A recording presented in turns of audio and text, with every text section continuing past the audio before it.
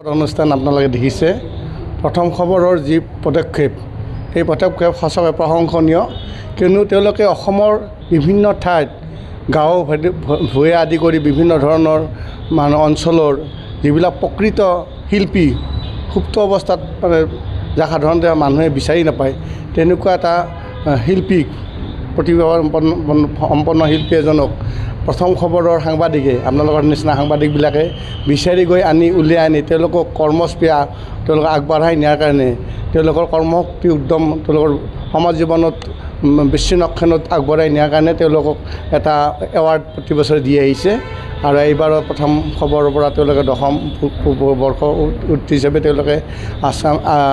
Assam এক্সেনেল award হিচাপে তেওঁলোকে এইটো সন্মানিত কৰিছে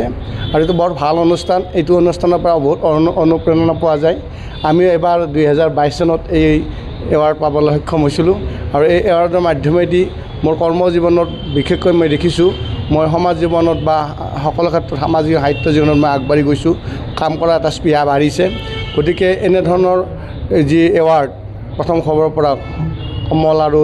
কমল কুমাৰ আৰু ডিম্পীয়ে পদক্ষেপ লৈ এনেধৰণে কৰি আহিছে, তেওঁলোকে আকৌ কৰি যাওক, পুনৰবাৰ কৰি যাওক, ভৱিষ্যতে কৰি থাকক আৰু